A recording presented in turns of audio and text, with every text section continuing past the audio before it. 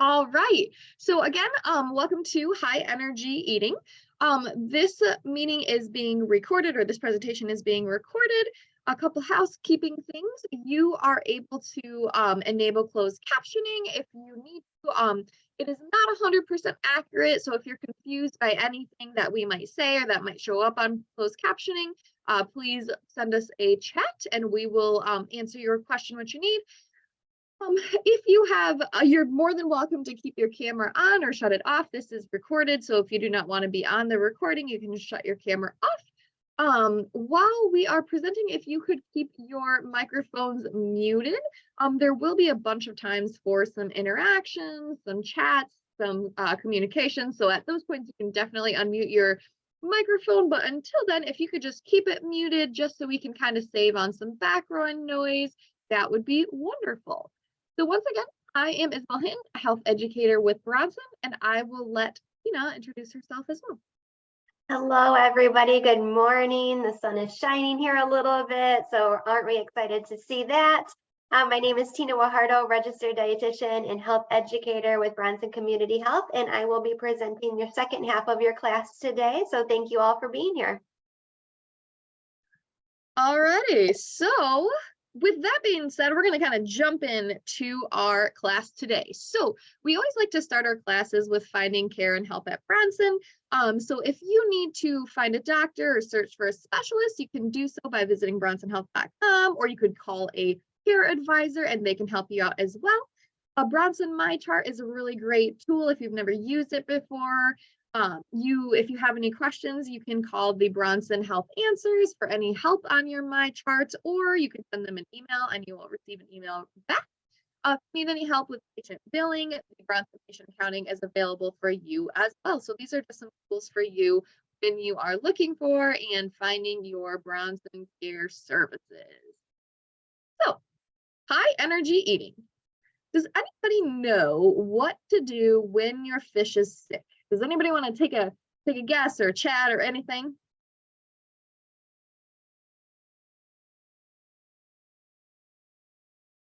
Tina and I had a nice conversation about this earlier, about how there's a few things that go with a fish, but one of the things you can do when it comes to a sick fish, okay, feed him. Good, good.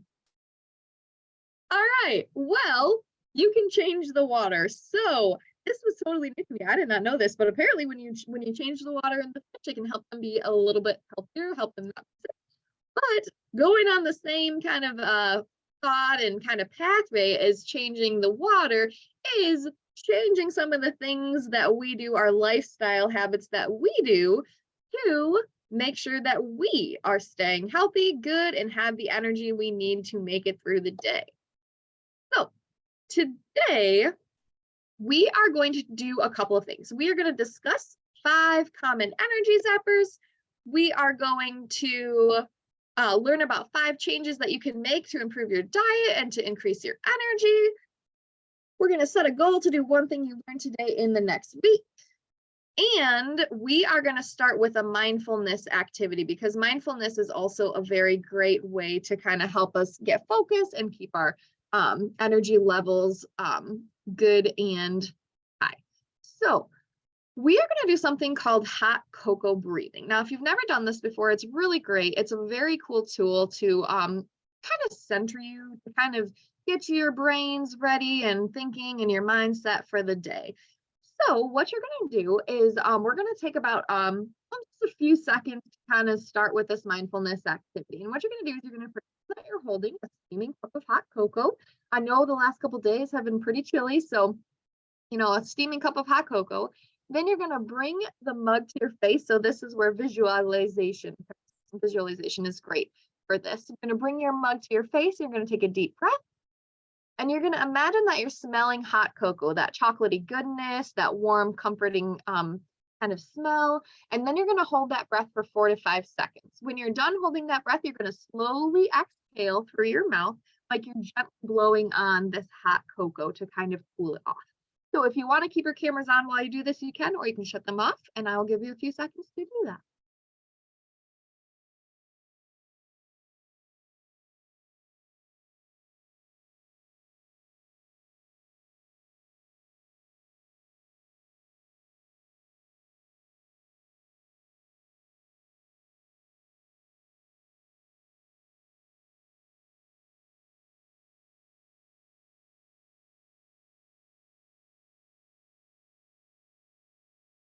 All right. Did that make anybody feel a little bit better? Hope so. That kind of centered us as we kind of dive into our content. I love imagining this because I just love kind of smelling that like hot cocoa chocolatey goodness. It's just wonderful. Okay. Now we're ready to learn. So, how are you feeling today? You can go ahead and type it in the chat or you can unmute yourself. Do you feel like you have low energy? If so, put a 1. If you have very high energy, put a 10. Or if you fall somewhere in between. Okay, we got a lot of middle ground here. 5, 6. We got a 4, a 3. Didn't sleep very well last night. I get that. That's hard when you don't sleep very well. Oh, those days are hard. Okay, so it looks like a lot of us are kind of falling in the middle, sort of on the lower scale, lower energy. All right, thank you everybody for sharing. Okay, so part 1, we are going to be discussing some energy zappers. So some different things that can contribute to feeling like you have low energy or zapping your energy. Those are dehydration, lack of movement, poor sleep, illness or medication or disease, and then a poor quality diet. So this list, of course, is not the be all end all, but this is just a few of those good energy zappers. Okay, so number 1 is dehydration. So when we are dehydrated, we are not getting enough liquid. So your body needs fluids to function. Water is a very, very good choice when it comes to dehydration. So you can drink water or other non-sugar beverages. Unsweetened tea is a good one. Water with a little bit of fruit kind of added to it, or herbs or spices. And you want to drink throughout the day. So a lot of time, well, actually, first I want to ask a question. Anybody here, raise your hand or type in the chat if you get through like halfway through the day and then you think to yourself, oh wow, I haven't had any water today. Has anybody ever felt that way? Feel free to type it in the chat or unmute or raise your hand, however. All the time. Yep. Yes. Yes. Yes. Okay. All right. Yes. So it is important for us to stay hydrated, and to help us stay hydrated, we want to drink throughout the day. Once you start to feel thirsty, you're more likely already dehydrated. So the goal is to try and drink fluids like water, low-fat dairy, or non-sugar beverages to kind of help you with your hydration. Once you start to feel thirsty, you're most likely dehydrated. Some symptoms of dehydration, your urine has a dark color, is strong smelling. They always say a light lemonade color is what you want to look for when it comes to making sure that you're staying hydrated. If you're feeling tired or if you have headaches, you are not using the restroom very often, you have a very high heart rate, you're feeling confused or dizzy, you have dry mouth or lips or skin. I know that when I don't drink water, I can feel it in my lips. So my lips feel like it's like the desert, So really, really trying to drink water throughout the day. One way you can do that that's very fun is to choose a fun water bottle that you get excited about using. I don't know if anybody has like a favorite water bottle or a favorite tumbler that they like to use, but I always find that when you have an exciting cup to drink out of, it's more fun to drink water.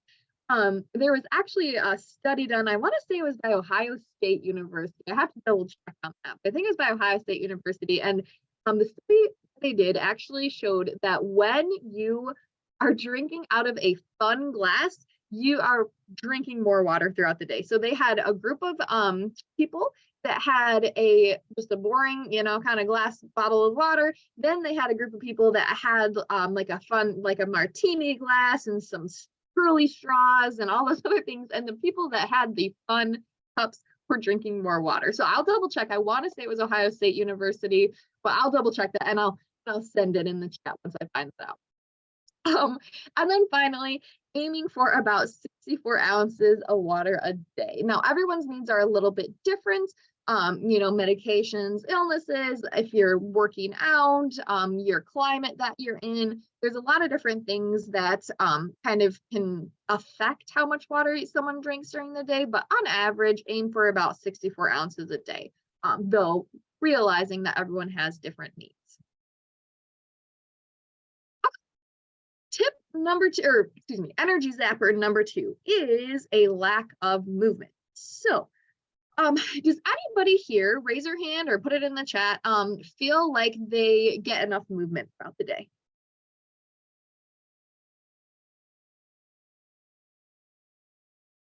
I see nope. I see no.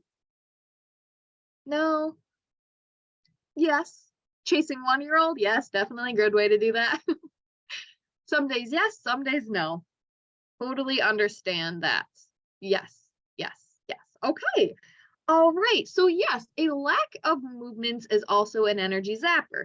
So a couple of things that you can do to kind of help increase your movement is trying to get out in the air and in the sun. So not only is it nice to get outside and breathe in that fresh air, but also when you are getting outside, you are also kind of more motivated to moving. So a lot of times when you're outside, you're taking a walk, or you are doing yard work, or you are chasing your 1-year-old around. So being outside itself is just kind of a great way to kind of increase those moves. Now move your body to get your blood moving. So movement increases endorphins, which helps to improve your mood and to increase your energy. Now, you guys have probably heard me say this because I'm very passionate about this. So if you've been to any of our other classes, you've probably heard me say this before. But a huge passion of mine is to encourage movement, but in fun ways that work for you and your body and what you enjoy doing.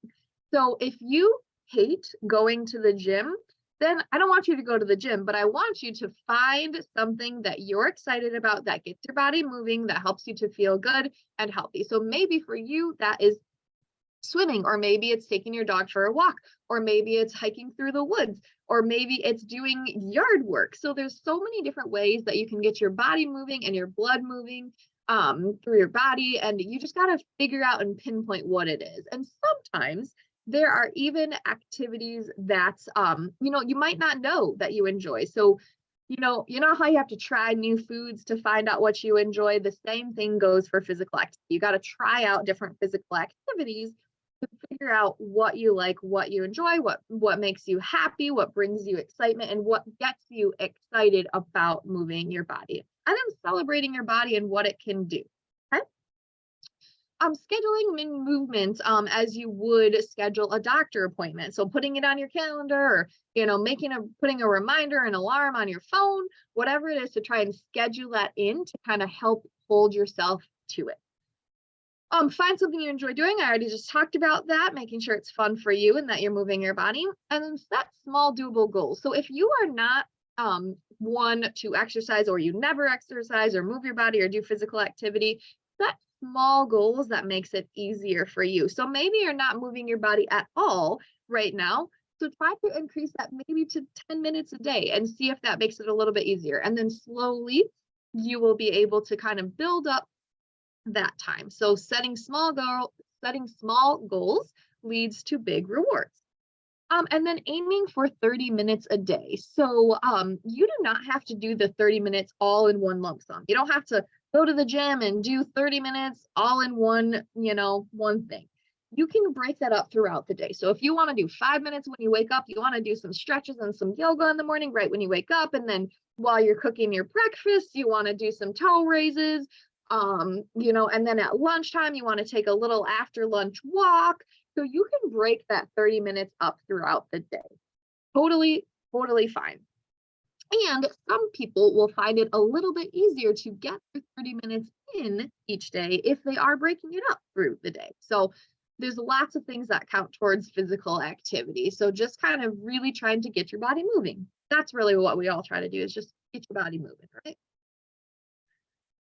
I see in here in the chat, Body Groove. That sounds cool. That sounds super fun. I've never heard of those. I'm going to have to Google that because it sounds like dancing and I love dancing. So I'm going to have to look that up.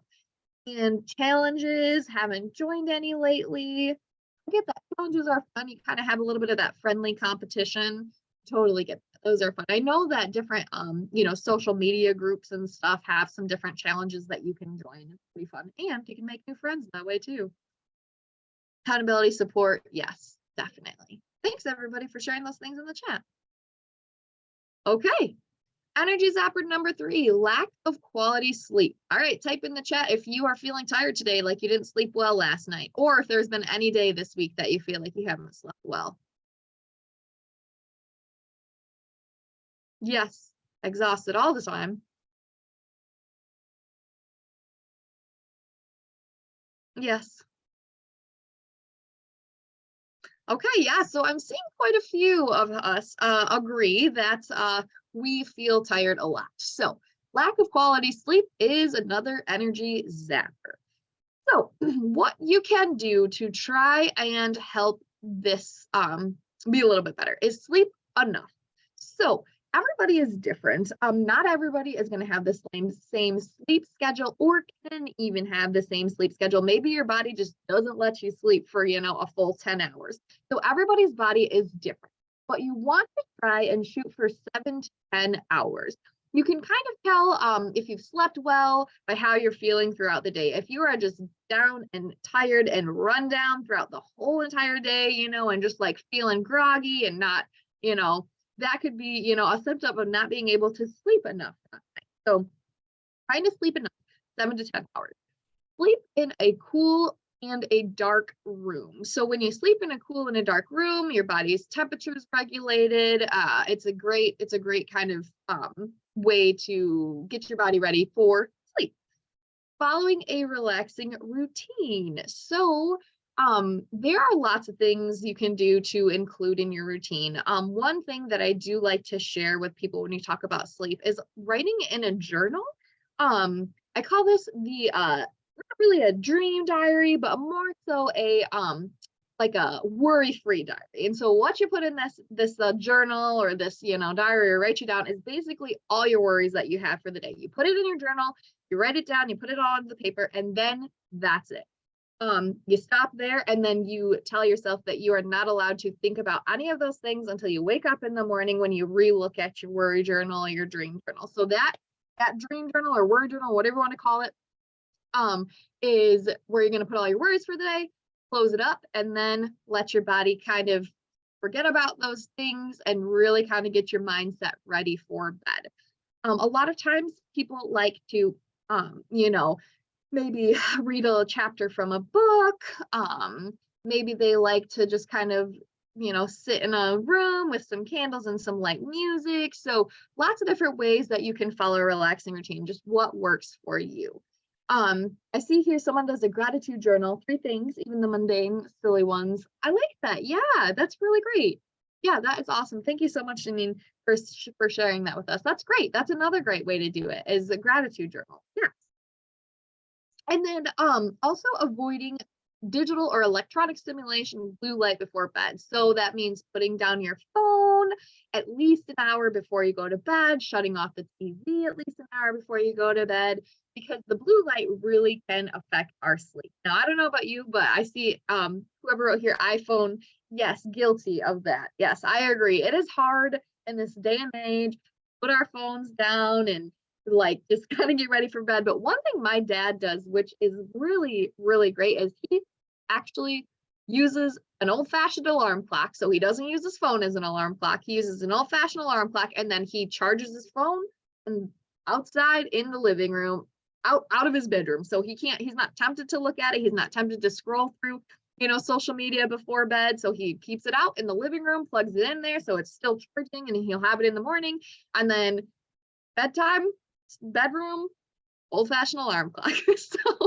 so that is one way to kind of help you kind of avoid that blue light stimulation before bed. So these are just a couple of things you can do to kind of improve your quality of sleep. There are lots of different other things you can do. Making sure you're getting enough physical activity during the day helps you to have a better sleep as well. So just a couple of things that we can do to help with that energy zapper. All right.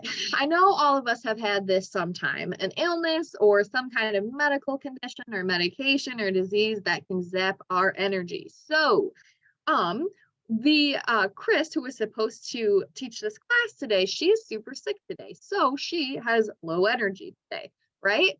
So when we're feeling sick, we usually don't really have much energy in general.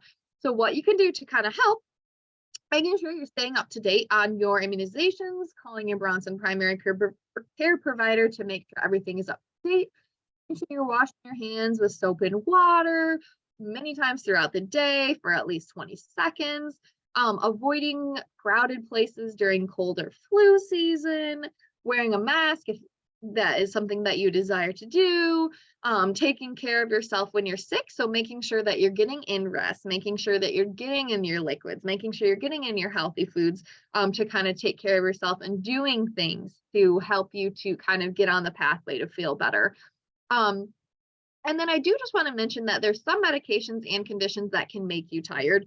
So if you've tried all these things, you tried having a good sleep and all this other stuff, and you just are still tired, there could potentially have, be something underlying. So definitely talk with your doctor about that, to see what works for you and your medical history and what your doctor recommends you to do to try and help you kind of get over that.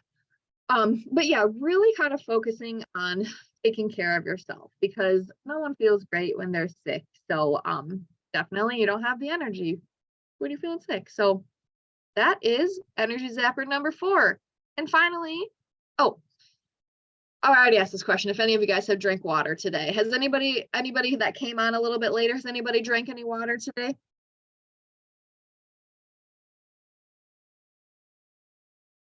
Oh, you can type in the chat or you can unmute yourself. Drink 16 ounces every morning. Awesome. All right, good. That's nice. Joe, feel free to unmute yourself. I see that you raised your hand.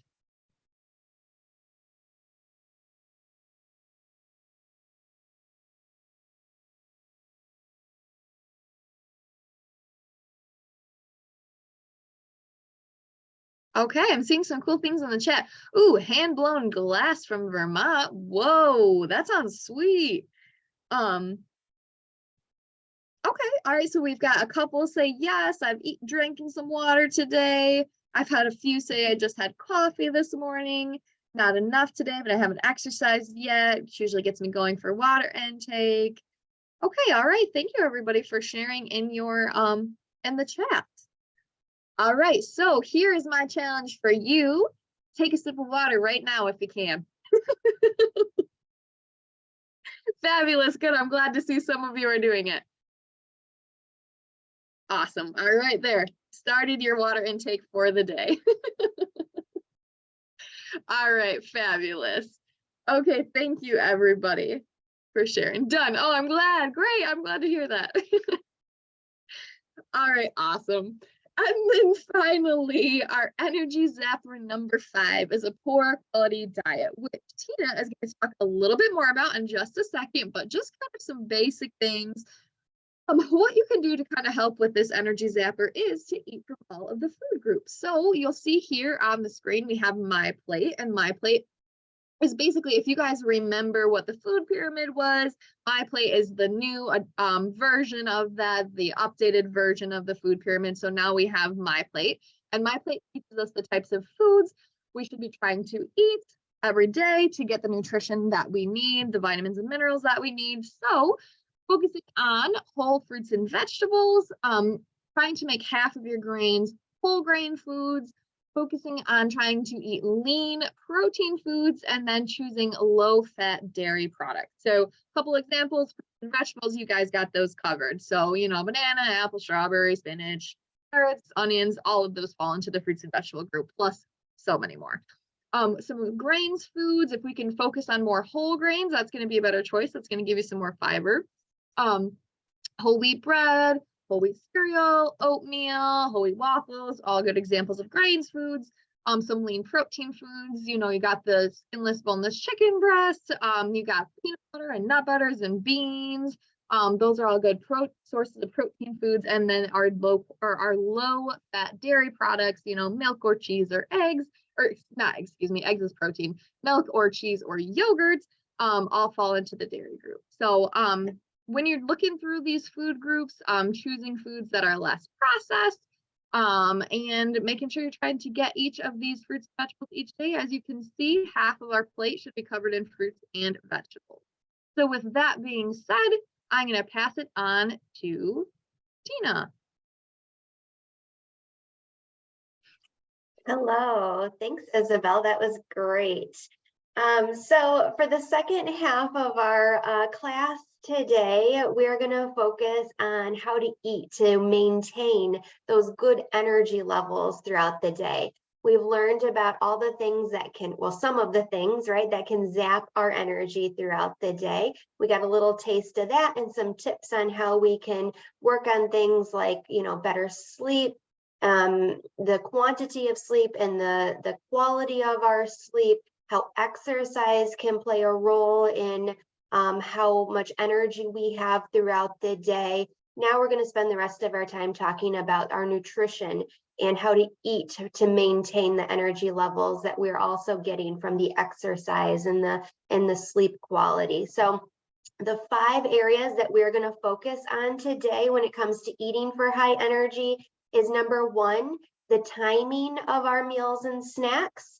Number 2, talking about building a better breakfast and breaking that fast and how important that can be. Number 3 is that emphasis on getting good quality protein sources, but not forgetting those carbohydrates. And number 4, utilizing those good healthy fats for fullness throughout the day so we feel satisfied from our meals. And number 5, not eating too much, but also not eating too little, right? It's a good boundary to have when making sure that we maintain those good energy levels is how much we're taking in at one time. So let's get started. So number 1, timing of meals and snacks. We know that our goal is to eat 3 meals per day, snacks throughout the day when we are feeling hungry. So our goal here is to eat every 3 to 4 hours. The purpose of that is because our body needs energy throughout the day, right? There's no point in time where we don't need that energy. And that energy is coming from the calories that we are taking in from our foods. So if we're going and we're skipping breakfast, let's say, and we're not eating until lunchtime, let's say that's another 6 hours away, we haven't given our body that energy from our food choices to even allow us to have good sustained energy throughout that morning time. So eating every 3 to 4 hours maintains that energy level, maintains that metabolism throughout the day, and gives our body the nutrition that our muscles and our organs need to get us throughout that day. We want to avoid skipping meals and saving up those calories for later, right? We think about this especially on like special occasions or, a birthday or a holiday, or we're having a business meeting later. And so we've got this big dinner that we want to go to and it's at a good restaurant. We want to save up our calories there. We don't want to eat all of that at one time because they're going to feel sluggish after that one larger meal. So feeding ourselves small and frequent times throughout the day can help maintain good blood sugar levels, help us with our focus, and avoids us feeling like super duper hungry at one point in time. That also helps regulate our emotions when it comes to eating too, right? We've all been probably hangry in the past. Not a good feeling, is it? And so we don't necessarily treat others all that kindly either when we're hangry. So we're doing it for others by fueling ourselves consistently throughout the day. Now, as far as the amount of calories one person might need, that's going to vary. And so Isabel gave us a little bit of information on that My Plate planner that replaced that food pyramid as a good guide for planning out our meals.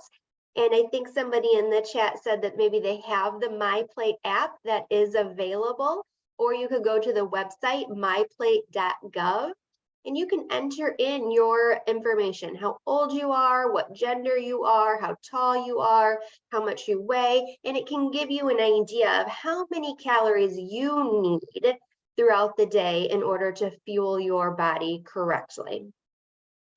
All right, let's look at the next tip. Oh, we have a question.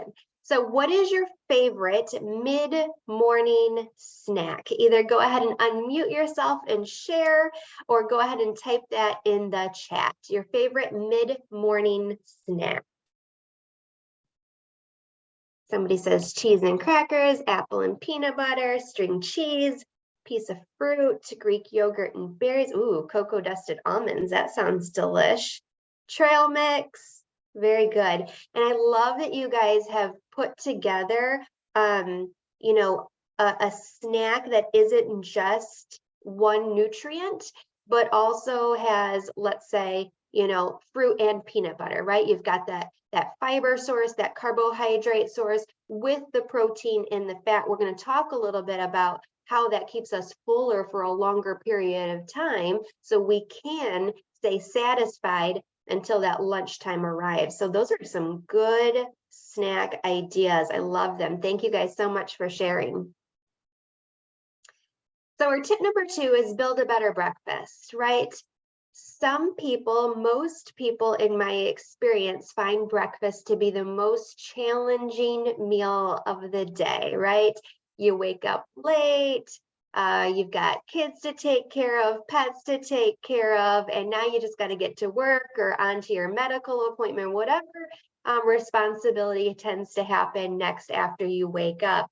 And we forget to fuel ourselves for the morning, right? But guess what? Our body still needs that energy, and we got to break that fast.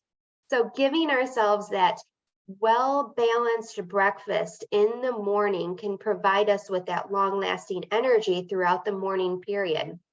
So don't forget that plate method, right? We want to make sure that we've got that good source of protein, a good source of a complex carbohydrate, and a healthy fat source in that breakfast. So if we had, you know, just a piece of toast or just an English muffin, that is only the carb portion, and we're forgetting the protein and the healthy fat that is going to give us that energy, and it's going to keep us fuller for longer. So we need to make sure that we have all 3 components in a healthy breakfast. And a carbohydrate that is also very high in fiber is going to keep us fuller for longer too, and provide that long-lasting, slow digesting energy throughout that morning period. So some examples, and we saw some great examples in the chat too, even if that's not a mid-morning snack. You know, I saw somebody say, you know, a Greek yogurt being very high in protein. It's a carbohydrate as well, a calcium source, a vitamin D source, so we can get that dairy, providing a little crunch on that Greek yogurt with maybe a sprinkle of chopped nuts. A low sugar granola can get us some extra fiber. The nuts can get us that healthy fat. We put some sliced strawberries or some blueberries on there. Now we're getting some color into that breakfast item, another source of fiber, a fruit serving. Now we're starting to build a breakfast that is going to get us through that morning period. You can see some other examples on the screen here. An old-fashioned oatmeal, not an instant oatmeal that has a lot of sugar in it, because that sugar is gonna raise that energy level up kind of falsely, right? We're gonna feel like we've got energy, but then we're gonna likely have that crash afterwards. So an old-fashioned oat, a steel-cut oat is going to be high in fiber, slower digesting. Either making that oatmeal with a plant-based milk or a low-fat dairy milk, or having a splash in that oatmeal with, again, berries or nuts or peanut butter as an easy breakfast option that has all of our high fiber carbs, our protein, our healthy fats. Some other ideas on the screen, you see a whole grain English muffin with some hummus, maybe a scrambled egg. and then either some sliced apples or some sliced tomato so we can get our fruit and vegetable in there. Another idea would be a whole grain tortilla with maybe some black beans. You could maybe add a scrambled egg to that and have a breakfast burrito with a fruit cup on the side, a sprinkle of cheese over your breakfast burrito for a little bit more calcium. Whole grain muffin we talked about, maybe with almond butter instead of peanut butter as just a variety option. Sliced apple, maybe some sliced bananas so we can get our fruit in there too. And then what you're seeing on the screen is a picture of avocado toast. I don't know how many of you guys have had avocado toast, but this picture here is a whole grain slice of bread with a cheese source, whether that's feta, goat cheese, maybe some cottage cheese. You've got your avocado on top there. You got some diced up tomatoes or maybe just a slice of tomato, a drizzle of olive oil for that heart healthy fat, and then whatever seasonings and spices you want to put on top there. So somebody asks a question in the chat. Thank you. The question is, what substitutions can we incorporate if dealing with a lactose intolerance? And thank you for that question. That's a very good question. So if we're talking about yogurts or milk, which tend to be where most people struggle with a lactose tolerance, there are plant-based yogurts too, right? So if we're talking about, maybe we're all familiar with the Silk brand of plant-based milks, soy milk, almond milk, rice milk, there's oat milk, there's a whole variety of these different types of plant-based milks that can be used as a substitute to dairy milk. These plant-based items do not have any of that lactose in them. Or if you prefer, I was just going to say Fairlife. So thank you, Jenna's iPhone, for that. I appreciate that. Fairlife brand is a dairy milk that is it's labeled no lactose. They include an enzyme in the milk that helps our body break down the lactose that's in the dairy milk itself. So thank you for that suggestion. And the Silk brand also has plant-based yogurts too, right? So you can get a soy yogurt, you can get a coconut yogurt to deal with that. No appetite and trying to gain weight. Do you have any tips for suggestions? So that's a struggle, right? Because we want to eat when we're hungry. And so I'll just answer that real quickly here. That's kind of putting yourself on that schedule, right? Eating every 3 to 4 hours, small meals more frequently, even if we don't have that appetite, we have to build that schedule that may kick our body into a habit and increase those hunger cues moving forward, because you're expecting something at 8 a.m. You're expecting something at 11 a.m. You're expecting something at 2 p.m. So it's just building that schedule. And even though it might feel uncomfortable because you don't have the appetite, it likely will increase your appetite and hunger cues in the future. So thank you guys. Good questions. So build a better breakfast. So our next question here is, what did you eat for breakfast today? Go ahead and unmute yourself and share with us, or type it in the chat. I will, full disclosure, had coffee this morning. I am one of those people that struggle with breakfast. So a smoothie, bagel with cream cheese and coffee. Haven't ate yet, just had your water. Haven't ate yet, water and a protein bar. Very good. Very good. Yes, bagel and cream cheese. I liked that idea.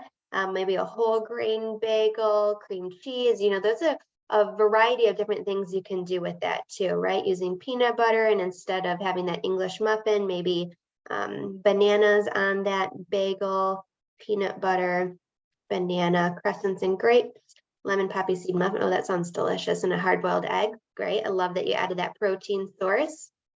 Oh, you guys are breakfast superstars. Isabel, we're working with a great group here. All right. Thank you guys so much for sharing. All right. We will move on to our next tip, which is pump up the protein, but don't forget those carbohydrates. So protein, so much conversation around protein, right? And how important it is. You know, protein gets brought up a lot when we talk about health, and maybe if you're looking at, you know, a weight loss goal, then there's a lot of emphasis on protein, and protein is so important. It keeps us fuller for longer. It helps our, you know, when paired with carbohydrates, it helps delay digestion so we can stay fuller for longer. But protein is just important as far as energy is concerned anyway, right? It helps build muscles. It's good for our bones. You know, it helps us build up new skin and hair. And so it is truly an essential part. So that's what I was saying. You know, we don't want to just have an English muffin for breakfast alone. We need to have that English muffin with that protein source, like an egg. We need to have protein at every single meal. And it's not a bad idea to include a bit of a protein choice in a snack too, which a lot of you guys did. So spacing that protein throughout the day is super important. And just like calories, we all need a different amount of protein throughout the day. In general, most of us need 50 to 70 grams of protein per day. It could be upwards to 100 grams a day. It really depends upon what our health goals are. But if you were to have gone to that myplate.gov and looked at how many calories, it would also give you a recommendation for a good amount of protein for you too. And let's not forget that protein is not just meat, right?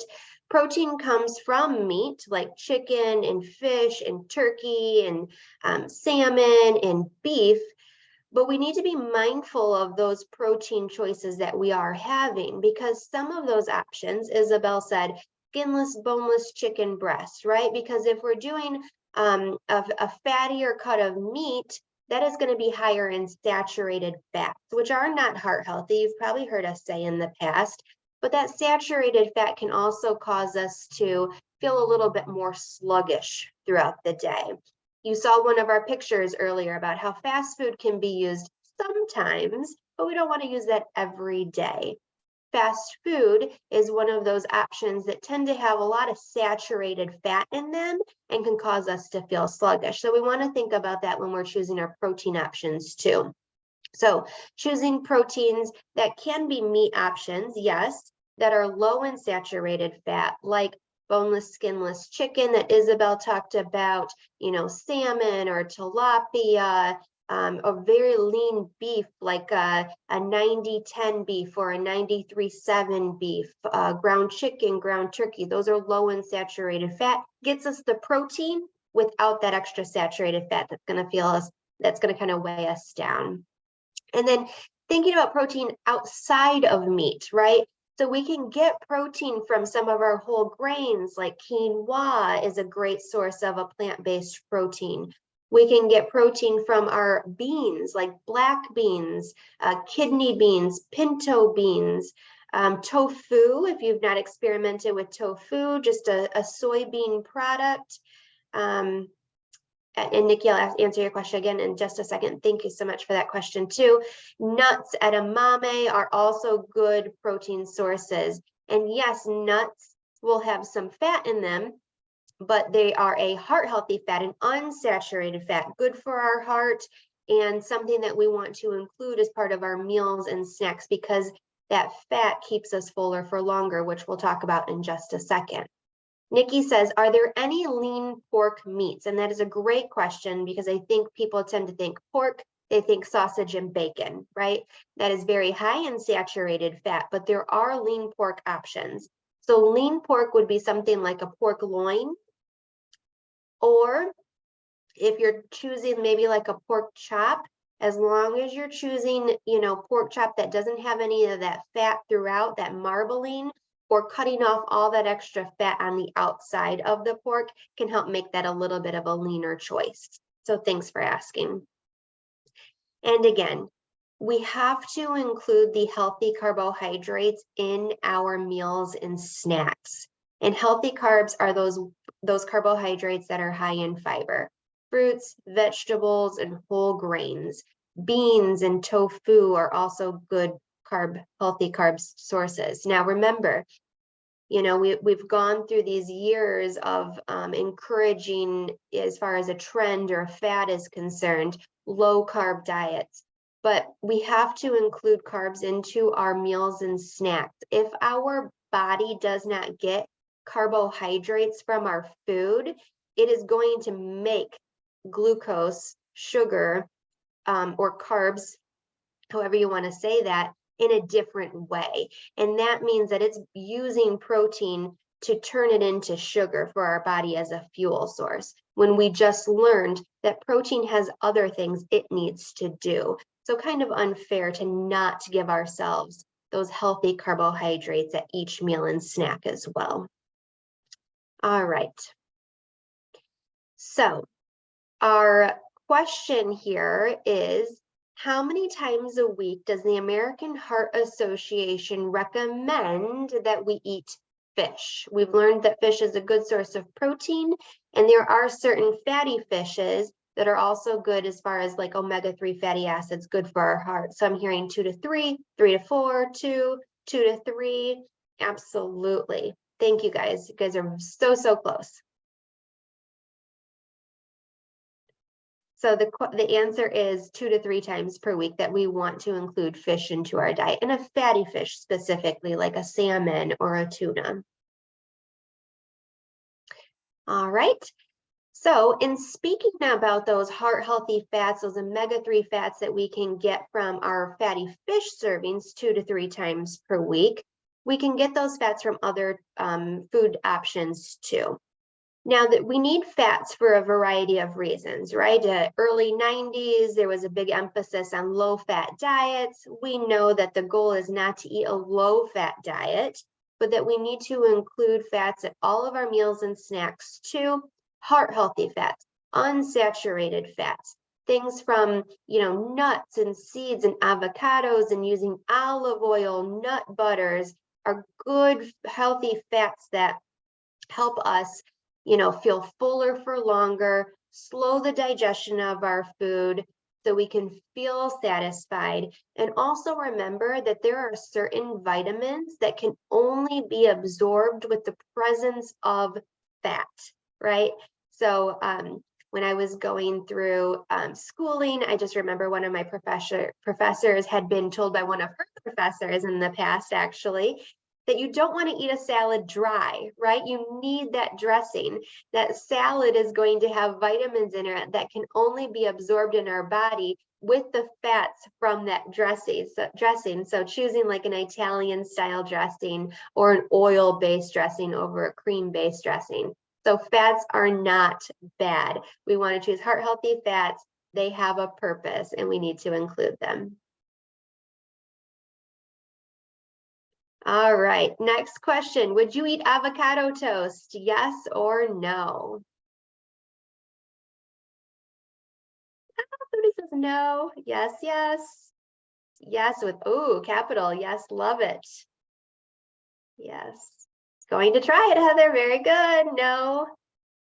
Maybe, not so sure. Avocado is kind of hit or miss for some people. You either love it or you don't at all. I will say, for those that sorry. Yeah, go ahead, Isabel. For those that are not sure if they would like avocado toast, or like, no, I don't want to try it. When you decide to try it, make sure you get a ripe avocado, because if it's not ripe, then it has a different kind of, it's a lot more earthy when it's not. It's ripe, it's kind of a little bit sweeter, and I personally prefer it. So Sweeter. personal preference, but definitely recommend. And when it's ripe, it's a little bit more smooth and creamy, right? If it's not quite ripe, it's going to be a little bit more crunchy to a certain extent. And so that could turn you off. Pamela says she doesn't like the texture, and that's understandable. Somebody says, I wanted to bring this up. So yes, a big fan of avocado toast, she says, especially with balsamic on it. That seems like a really great combination. I just got back from a bit of a vacation, and on that vacation, one of the breakfast options was avocado toast, and it had sliced radishes on top with microgreens. So that was a combination I hadn't seen before, and it was very good. All right, very good. And Tina asked the question, how do artificial sweeteners affect energy levels? Let me finish the presentation, then I can hit on that at the end. So thank you for asking. All right, so highly encourage you all, if you do not know how many calories is recommended for you, to go to myplate.gov and put in your information and figure out what is the amount of carbohydrate. If weight loss has been a goal for you in the past, you might have been following a significantly lower calorie diet, and that alone can zap energy levels. It is a challenge, I understand, when trying to balance maybe a weight loss and still having enough energy throughout the day. But we want to remember that chronic dieting is not a healthy option, and that we need to fuel our bodies sufficiently throughout the day. And so again, if we're eating too little, that's going to lower our energy levels and potentially even stunt weight loss. And so eating sufficiently for energy levels while still maintaining a slight deficit in calories is going to be a better option long term. And again, just emphasizing that we need to include foods from all food groups at each of those meals, spacing those meals out appropriately so we're giving ourselves our energy throughout the day. So please, myplate.gov if you're looking for the amount of calories that is recommended for you. So, question, how many calories do you think you need per day to maintain a healthy weight? Remember, everyone is different. So either unmute and answer that or type it in the chat. How many calories do you think you need per day to maintain a healthy weight? I love that wide range too, 1,500 to 2,000. Exactly, and I love that 2,100 if active, 1,800 if not so active. That definitely can make a difference. And you know, it's totally okay to go to that myplate.gov. No idea, Tina says, please go to myplate.gov and take a look and enter your information if you're able to kind of get an idea. You know, there are times in life when we're more active than others, and so that can definitely change our calorie recommendation. Also keep in mind that, you know, if you haven't taken a look at how many calories you might need to maintain good energy in some time, our calorie recommendation also does change as we age too. So keep that in mind. Yeah, very good, very good. All right, so in summary, what did we do today? Isabel discussed those 5 common energy zappers. We learned about 5 new ways in which you can improve your diet to increase your energy.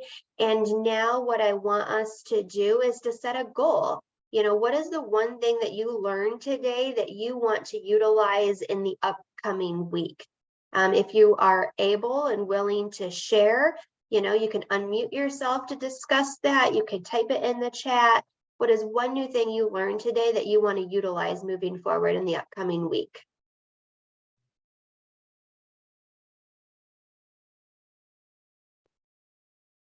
Definitely try avocado toast. I love that. Eat at regular times, eat a healthy breakfast, a healthier breakfast, she says. Get my water intake, absolutely. And while you guys are just thinking about your goals for the upcoming week, I just want to, you know, somebody brought up the question about artificial sweeteners and how that can affect energy levels. I don't know a lot of research to say how artificial sweeteners have affected energy levels. And because artificial sweeteners tend to not have any calories or sugar, my answer to that question is that artificial sweeteners would likely not have much impact on energy levels, right? Like if we're taking in a lot of sugar, we could feel very high energy from the calories in that sugar spike. But because artificial sweeteners don't necessarily tend to raise blood sugar, we usually don't feel that energy spike and then that crash afterwards. So I don't know any research to say otherwise as far as artificial sweeteners and energy levels.